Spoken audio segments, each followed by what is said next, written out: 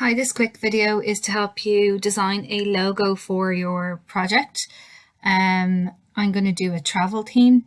So I created one just from scratch by putting two boxes on top of each other, a black box, a white box.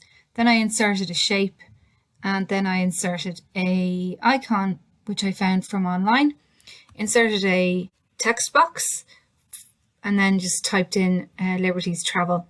I'm going to show you how to do that. And then I'm also going to introduce you to a website that I discovered called shopify.com/tools logo maker.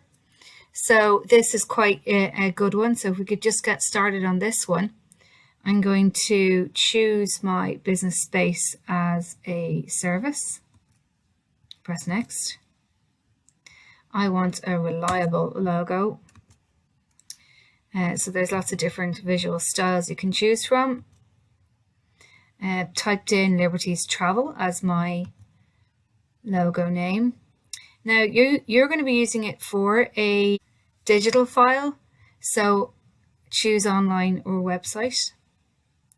So then it just automatically generates these different logos.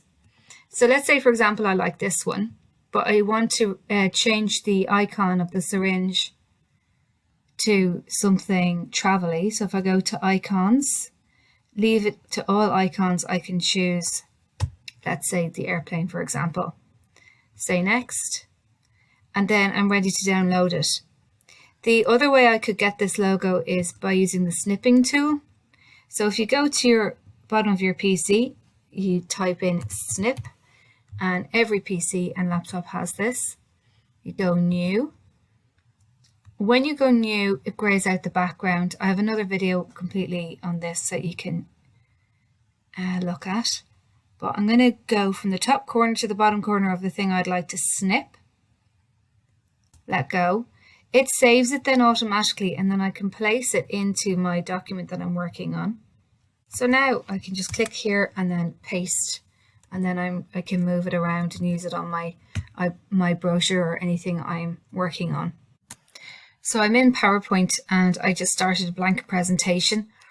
I'm going to insert a shape. So I'm in the Home tab.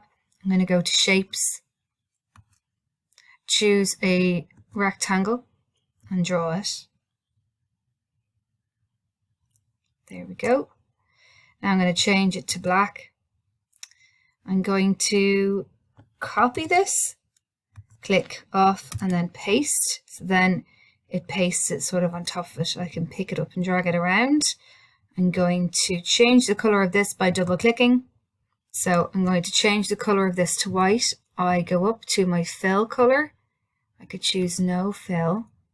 Make it a tiny bit smaller, grabbing the corners and dragging it on top of my box there.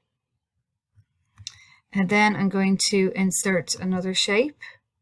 This time I'm going to choose just something like this. Draw it. Now I can choose to change the thickness here by using the little yellow dots. That is a good size. I can make it a tiny bit smaller maybe, and drag it and put it onto here. Again, up here is automatically allowing me to change the color. And now to insert my picture. So I'm going to go Insert Picture, Online Images. I can go Airplane. You can choose an airplane to insert. It always drags in this little box down the bottom, which is like the reference box, the reference of where that picture came from. Now we can put it on top like that, and then that's part of the Liberty's Travel logo, or we can squish it and make it smaller, whatever you feel like doing yourself. So remember, when you're designing your logos, back in the day I used to recommend they were black and white because they transferred easily when you were photocopying them or when you're using them for your forms.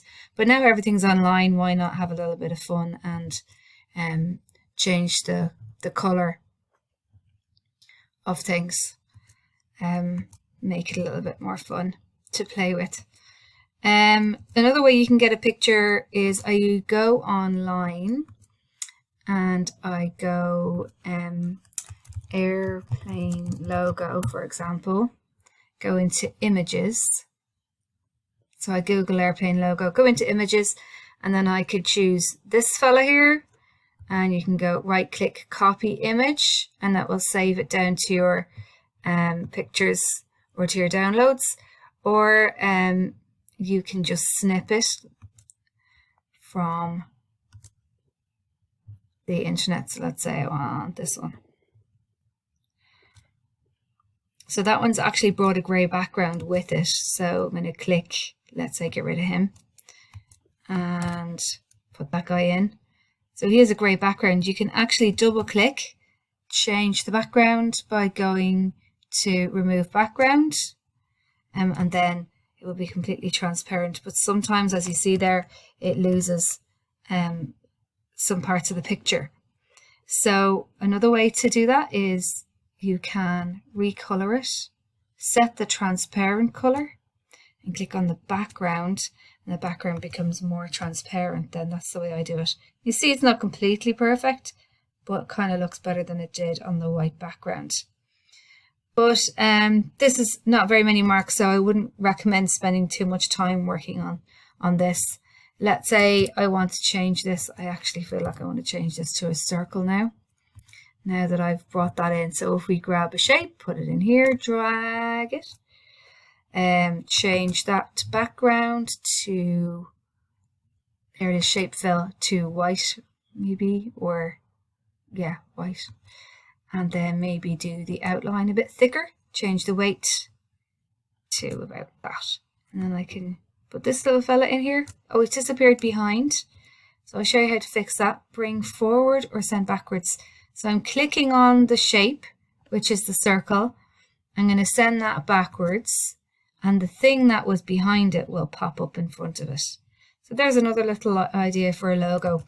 Logos generally are just two shapes or an icon and a shape, or two pictures together with a word underneath or a word around it. So you can kind of have a play. I hope this video helped.